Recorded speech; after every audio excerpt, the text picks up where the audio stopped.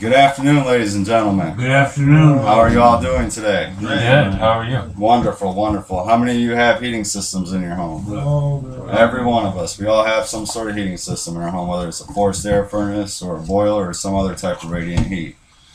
Today I'm going to share some money-saving tips on costly repairs of your heating equipment. The most common type of furnace in homes is the forced air furnace, which is the unit we'll be discussing today. My intention in today's speech is to give you some valuable information on how to save on heating repairs and some information on how to find out more about your furnace and look it up online so that you know this information for yourself. I have worked in the residential heating and cooling industry for 12 years.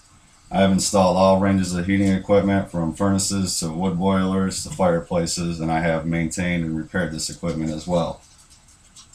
I will tell you the average cost of the heating technician to arrive at your house, along with the cost of labor and possible parts costs that you can pay.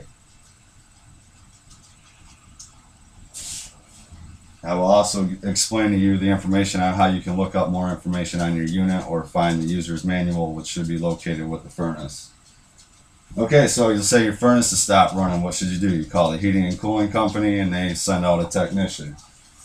Well, they got the technician heading out. Did you know that for the average technician to come to your house is $75 to $125?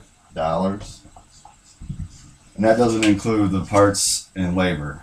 Labor usually runs about $70 an hour.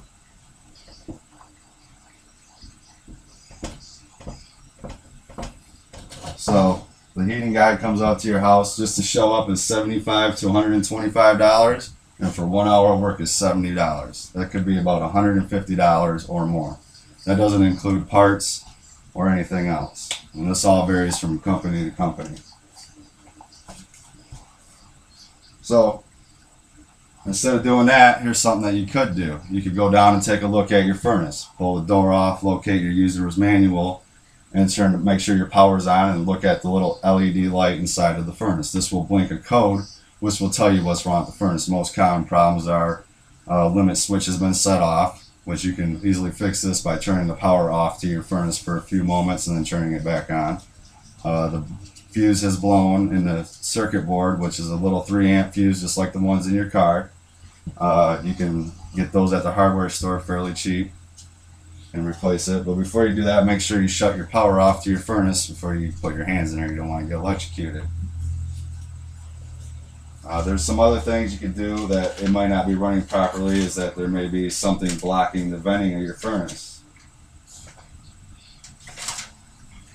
And you go outside and look at your venting. There could be ice, leaves, or dirt buildup around it. You can fix this by easily just removing it.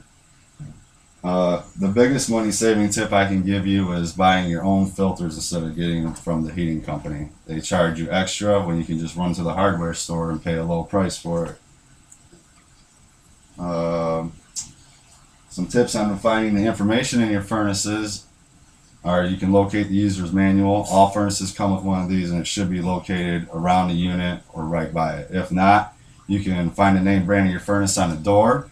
You can then look inside the furnace area where the combustion blower is, and there will be a sticker with the model number and a serial number. You can take this information and look it up online. On the door also, if you look at your door when your furnace isn't running and it's blinking in code, it will tell you exactly what's wrong with the furnace, so you can figure it out for yourself. There are some things you cannot fix, so you will have to call a heating guy. I hope this information was useful to you today, and I appreciate your time. Thank you. Thank you.